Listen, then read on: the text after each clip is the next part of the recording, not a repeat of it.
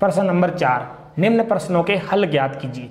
जिसका पहला प्रश्न है, त्रिभुज एबीसी में डीई समांतर बीसी एवं एडी अनुपात डीबी बराबर 2:3 हो तो त्रिभुज एडीई एवं त्रिभुज एबीसी के क्षेत्रफलों के अनुपात ज्ञात कीजिए। पहले क्या करना, हमें एक त्रिभुज बनाना है एबीसी,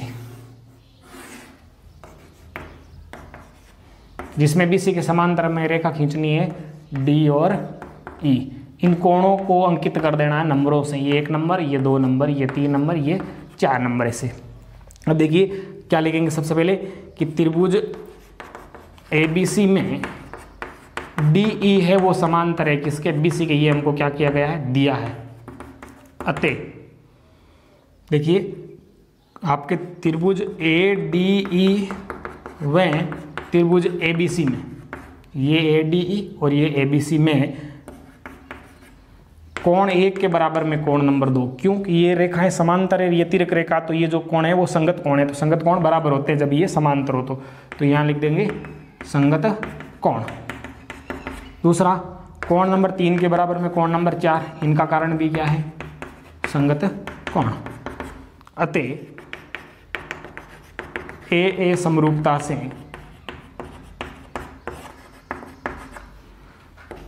त्रिभुज एडीई है वो समरूप है त्रिभुज एबीसी के।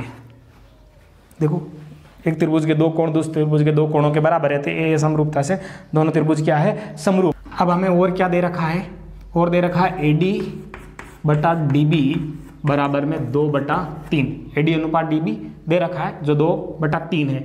या देखिए हमें अगर एडी बटा एबी लिखना है, ये एडी बटा एबी लिखना है तो क्या हो जाएगा, देखो एडी का तो 2 ही है, एबी का कितना हो जाएगा, पूरा एबी का देखो ये कितना है 2 है, ये कितना है 3 है, पूरा कितना हो जाएगा 5, तो 2/5 हो गया।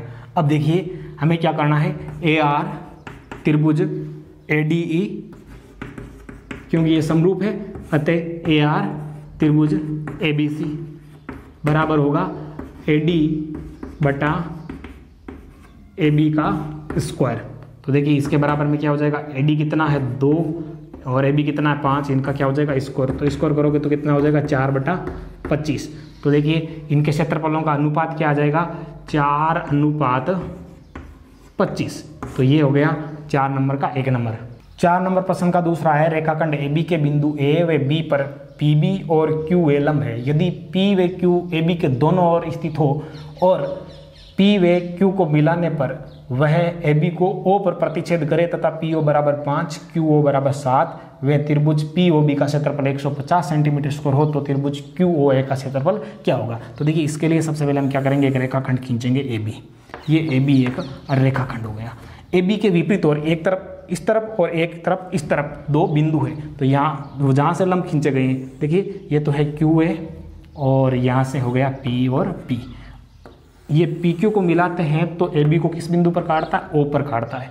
अब देखिए इसके अलावा हमें मान दे रखा है, देखो PO का मान ये वाला कितना दे रखा है 5 दे रखा है, QO का मान ये वाला कितना दे रखा है 7 दे रखा है। उसके अलावा इसका क्षेत्रफल हमें दे रखा है POB का, हमें इसका क्षेत्रफल बताना है। तो इसके लिए हमें सबसे पहले क्या करना है, दोनों त्रिभुजों को समरूप सिद्ध करना है। तो लिखेंगे त्रिभुज QOA और त्रिभुज POB में क्या क्या चीज़ें बराबर लिख देंगे, इस तरफ का कोण A बराबर है उस तरफ का कोण B, प्रत्येक क्या है 90 डिग्री है। ये हो गया कारण। उसके अलावा नंबर कर देता हूँ, ये कोण 1 और ये 2, कोण 1 नंबर बराबर है कोण नंबर 2 के। क्या कारण है इसका, ये है शीर्षाभिमुख कोण।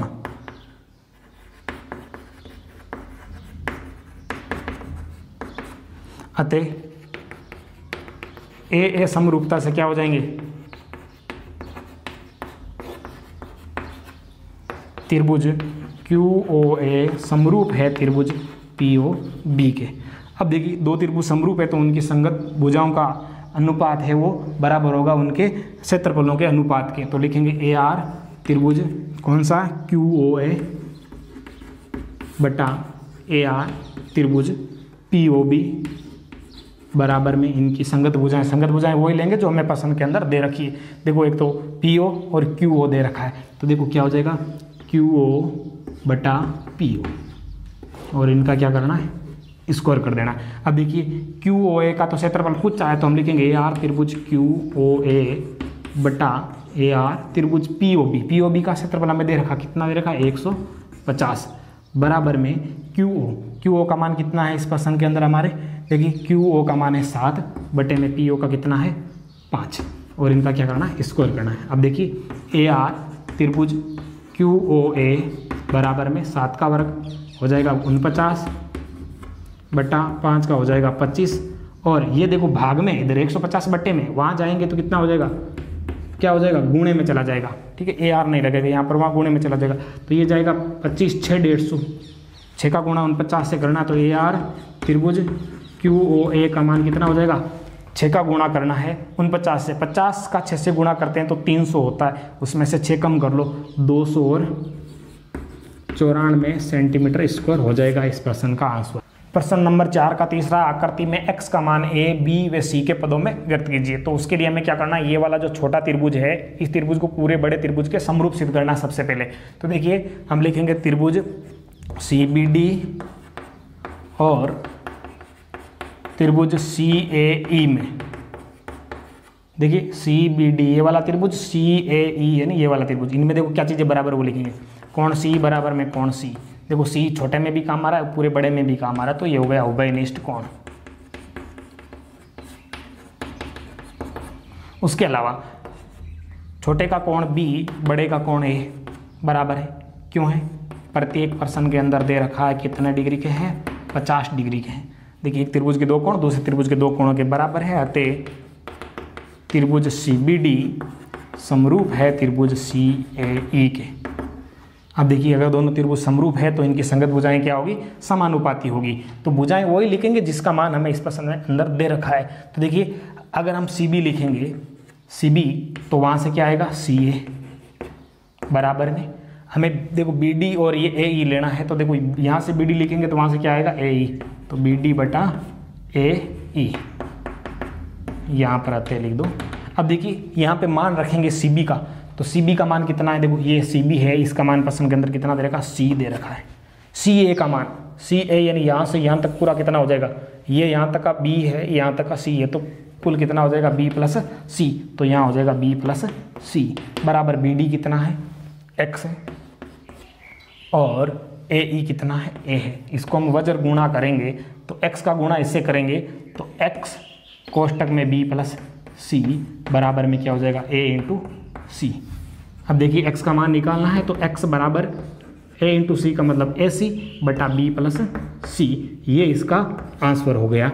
5 नंबर प्रश्न है, त्रिभुज ABC में कोण B है वो 90 डिग्री हो एवं BD कर्ण AC पर लंब हो तो सिद्ध कीजिए एक त्रिभुज ADB समरूप है त्रिभुज BDC के। तो देखिए पहले क्या करेंगे, हम त्रिभुज बनाएंगे, ये ABC त्रिभुज है जिसका कोण B ये समकोण है और यहाँ से ये लंब डाला गया है BD AC पर। तो देखिए पहले लिखेंगे, दिया है हमें, क्या दिया हमें दिया है त्रिभुज ABC में कोण B बराबर 90 डिग्री है, वह BD लंब है AC पर, ये हमको दे रखा है, सिद्ध करना। सिद्ध ये करना है हमें कि त्रिभुज ADB समरूप है त्रिभुज BDC के, ये हमें सिद्ध करना है। हमें रचना कुछ नहीं करनी इसमें, हमें सीधा ही क्या करना है, उपपत्ति करना है। तो देखिए उपपत्ति में क्या हो जाएगा, हमें क्या करना है, यहाँ कोणों को अंकित कर देना, ये 1 नंबर है, ये वाला यहाँ से यहाँ तक का 2 नंबर है, ये वाला 3 नंबर है। तो देखिए लिखेंगे त्रिभुज ADB में, त्रिभुज ADB में कोण 1 प्लस कोण 2 बराबर 90 डिग्री, समीकरण नंबर 1 हो गया। देखिए कैसे, ADB में कोण D है वो कितने का है, 90 का है, त्रिभुज के तीनों कोणों का योग कितना होता है 180 डिग्री, जिसमें से ये 90 डिग्री निकल गया तो पीछे इन दोनों का कितना बचा, 90 डिग्री बच गया, यानी कोण 1 प्लस कोण 2 कितने के हैं, 90 के, ये कितना हो गया समीकरण नंबर 1। चलिए आगे बढ़ते हैं, त्रिभुज ABC में, त्रिभुज ABC में कोण B कितने का है, 90 डिग्री है, तो देखिए क्या हो जाएगा, कोण नंबर 1 प्लस कोण नंबर 3 बराबर कितने के होंगे, 90 डिग्री के होंगे। ये हो गया समीकरण नंबर 2। इसमें भी आप चाहो तो कोण डी बराबर 90 डिग्री लिख सकते हो। देखिए कैसे, ये त्रिभुज ABC है जिसमें कोण 1 और 3 ये दोनों मिलकर कितने के हैं, 90 डिग्री के। क्यों है, बी कोण 90 डिग्री का है, तो 180 में से 90 निकल गए तो इन दोनों का कितना बच गया पीछे, 90 बच गया। तो ये हो गया समीकरण नंबर 2। अब समीकरण नंबर 1 व 2 से देखिए 90 के बराबर में यहाँ पर ये चीज़ें और इसमें 90 के बराबर ये चीज़ें, तो ये दोनों बराबर हो जाएगी। कोण 1 प्लस कोण 2 बराबर होगा कोण नंबर 1 प्लस कोण नंबर 3 के। इधर भी कोण 1 इधर भी कोण 1 कैंसिल हो गया, तो क्या बचा, कोण 2 के बराबर में कोण कौन है, 3 है। ये समीकरण नंबर कौन सा हो गया आपके, 3 नंबर हो गया। यहाँ तक की बात समझ में आ गई होगी। अब आपको दोनों त्रिभुज लेने हैं, कौन से वाले, जो हमें समरूप सिद्ध करने हैं वो वाले। त्रिभुज ADB और BDC, त्रिभुज BDC में क्या चीज़ें बराबर है वो लिखेंगे।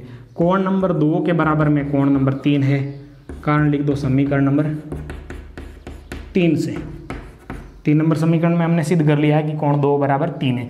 इन देखो, इस छोटे त्रिभुज का कोण नंबर 2 और इस छोटे त्रिभुज का कोण नंबर 3 बराबर है। उसके अलावा देखिए कोण नंबर D और D देखो, इसमें भी काम आ रहा है इसमें भी काम आ रहा है, और वो है कितने का है, 90 का है। तो कोण D के बराबर में कोण D है और प्रत्येक क्या है, 90 डिग्री है। एक त्रिभुज के दो कोण दूसरे त्रिभुज के दो कोणों के बराबर है, लिख तो अतः त्रिभुज ADB समरूप है त्रिभुज BDC के, कारण लिख दो AA समरूपता से। यही हमें सिद्ध करना था, तो ये हो गया इति सिद्धम। तो ये था अपना प्रश्न नंबर 5। प्रश्न नंबर 6, सिद्ध कीजिए कि वर्ग की एक भुजा पर बनाए गए समबाहु त्रिभुज का क्षेत्रफल उसी वर्ग के एक विकर्ण पर बनाए गए समबाहु त्रिभुज के क्षेत्रफल का आधा होता है। देखिए इसके लिए पहले क्या करना है, हमें एक वर्ग बनाना है ABCD। इसमें आपको एक भुजा लेनी, कोई भी ले लो, मैं AB ले रहा हूँ। AB पर आपको समबाहु त्रिभुज बनाना, E नाम दे देना यहाँ पर। इसी प्रकार एक विकर्ण लेना है आपको, चाहे EC लो चाहे BD लो, मैं AC ले रहा हूँ, तो आप इस AC पर भी एक समबाहु त्रिभुज बना दो, यहाँ नाम दे दो F। देखिए हमें क्या दिया है वो लिखेंगे। दिया है, हमें दिया है कि ABCD एक वर्ग है तथा त्रिभुज ABE व त्रिभुज ACF समबाहु त्रिभुज है।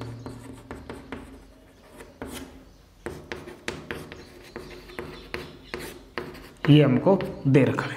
सिद्ध करना, क्या सिद्ध करना है इस प्रश्न में, देखिए ये जो त्रिभुज है ABE इसका क्षेत्रफल है वो आधा है किसका, त्रिभुज ACF के क्षेत्रफल का आधा है इसका क्षेत्रफल। ये हमें सिद्ध करना है, यानी AR त्रिभुज ABE बराबर है 1/2 AR त्रिभुज ACF के। ये हमें सिद्ध करना, रचना कुछ नहीं करनी। तो चलिए उपपत्ति में देखते हैं। उपपत्ति में क्या करना है, सबसे पहले हमें समकोण त्रिभुज लेना, कौन सा वाला, ABC ये वाला। तो लिखेंगे समकोण त्रिभुज ABC में बोधायन पर से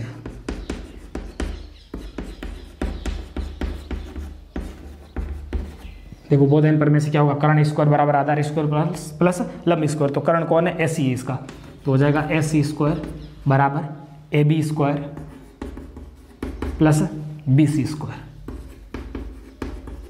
अब देखिए AC स्क्वायर बराबर AB स्क्वायर प्लस BC की जगह हम क्या रख सकते हैं, AB रख सकते हैं, AB स्क्वायर। क्यों रख सकते हैं, देखो AB BC CD DA एक वर्ग की भुजाएं जो बराबर होती है वर्ग की भुजाएं, तो यहाँ लिखेंगे AB बराबर BC, इसका कारण हो गया। या AC स्क्वायर बराबर AB और AB जुड़ के कितने हो जाएंगे, 2AB स्क्वायर हो जाएंगे। ये हो गया समीकरण नंबर 1। अब देखिए आगे हमें क्या करना है, हम लिखेंगे त्रिभुज ABE समरूप है त्रिभुज ACF के। क्यों है, हमने शुरुआत में पढ़ा था सभी समबाहु त्रिभुज क्या होते हैं, समरूप होते हैं। तो यहाँ लिखेंगे समबाहु त्रिभुज, ये इसका कारण हो गया। अब देखिए दोनों त्रिभुज समरूप है, तो समरूप त्रिभुजों के क्षेत्रफलों का अनुपात क्या होता है, उनकी संगत भुजाओं के वर्गों के अनुपात के बराबर होता है। तो लिखेंगे अतः ए आर त्रिभुज ए बी ई बटा ए आर त्रिभुज ए सी एफ बराबर, इनकी भुजाएं लेनी है तो भुजाएं क्या हो जाएगी, यहाँ पर ए बी बटा यहाँ हो जाएगा ए सी, दोनों का क्या होगा, स्क्वायर होगा। अब देखिए आगे क्या होगा, ए आर त्रिभुज ए बी ई बटा ए आर त्रिभुज ए सी एफ बराबर, देखिए हमारे पास प्रश्न में ए सी का मान है, देखो ए सी स्क्वायर का मान क्या है, 2ab स्क्वायर है, तो यहाँ ए बी स्क्वायर का तो ए बी स्क्वायर है, बटे में ए सी स्क्वायर की जगह क्या रख देंगे, 2ab स्क्वायर, यहाँ पर कारण लिख दो समीकरण नंबर 1 से, ये इसका कारण हो गया। अब देखिए ये ए बी स्क्वायर से ए बी स्क्वायर कैंसिल हो गया, ऊपर बचा 1, तो अब देखो क्या बचा, ए आर त्रिभुज ए बी ई ये रह गया बराबर में 1/2, 1/2 ही बचा, ये कट पीट के, तो ये यहाँ से वहाँ गुणे में जाएगा तो क्या हो जाएगा, ए आर त्रिभुज ए सी एफ, और यही हमें सिद्ध करना था इति सिद्धम। तो ये था प्रश्न नंबर 6 और लास्ट।